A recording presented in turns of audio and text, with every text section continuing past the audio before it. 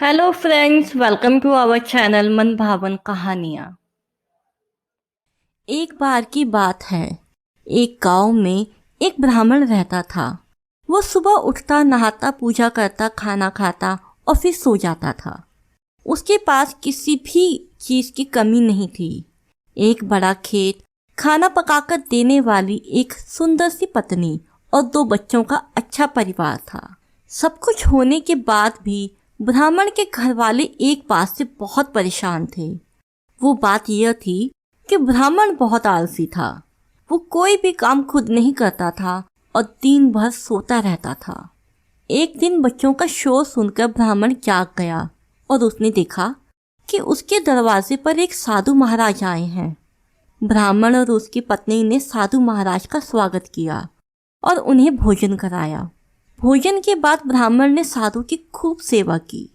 साधु महाराज उनकी सेवा से बहुत प्रसन्न हुए और उन्हें वरदान मांगने को कहा। ब्राह्मण ने वरदान मांगा कि मुझे कोई भी काम ना करना पड़े और मेरी जगह कोई और मेरा काम कर दे। तब साधु उसे वरदान में एक जिन देते हैं और साथ में ये भी कहते हैं कि जिन को हमेशा व्यस्त रखना। अगर उसे काम नहीं दिया तो वो तुम्हें खा जाएगा। वरदान पाकर ब्राह्मण मन ही मन बहुत खुश हुआ और साधु को आदर के साथ विदा किया। साधु के जाते ही वहां एक जिन प्रकट हुआ। पहले तो ब्राह्मण उसे देखकर डर जाता है, लेकिन जैसे ही वो ब्राह्मण से काम मांगता है तब ब्राह्मण का डर दूर हो जाता है और वो उसे पहला काम खेत जोतने का देता है। जिन वहां से गायब हो जाता है और ब्राह्मण की खुशी का ठिकाना नहीं रहता।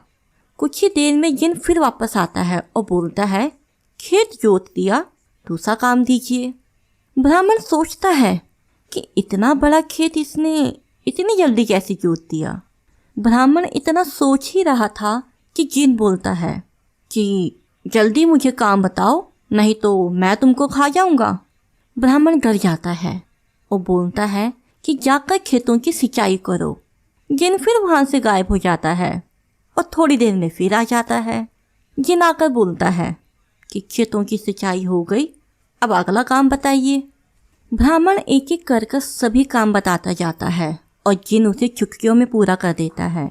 ब्राह्मण की पत्नी ये सब देख रही थी और अपने पति के आलसीपन पर चिंता करने लगी।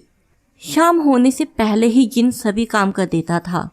सब काम करने के बाद जिन ब्राह्मण के पास आ जाता और बोलता कि अगला काम बताइए, नहीं तो मैं आपको खा जाऊंगा।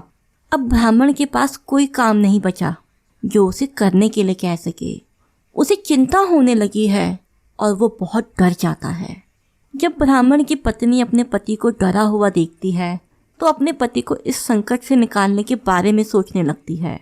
वो ब्राह्मण से बोलती है कि स्वामी, अगर आप मुझे वचन देंगे कि आप कभी आलस नहीं करेंगे और अपने सभी काम खुद करेंगे तो मैं इस जिन को एक काम दे सकती हूँ।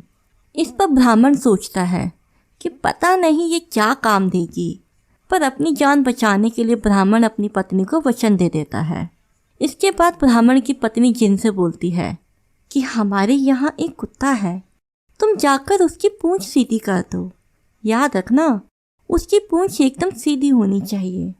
जिन बोलता है कि अभी ये काम कर देता हूँ। जिन बोलता है कि अभी ये काम कर देता हूँ। ये बोलकर वो वहाँ से चला जाता है। लाख कोशिश करने के बाद भी कुत्ते की पूंछ सीधी नहीं कर पाता और हार मान लेता है। हार कर जिन ब्राह्मण के यहाँ से चला जाता है। उस दिन के बाद से ब्राह्मण अपने आलस को छोड़कर सभी काम करने लगता है और उसका परिवार खुशी खुशी रहने लगता है। कहानी की सीख सिर्फ इतनी ही है, हमें कभी आलस नहीं करना चाहिए। आलस करने से हम हमेशा मुश्किल में ही फंसते हैं, इसलिए हमेशा आलस छोड़कर अपना काम खुद करना चाहिए। तो ये थी हमारी आज की कहानी। आई होप आपको पसंद आई होगी।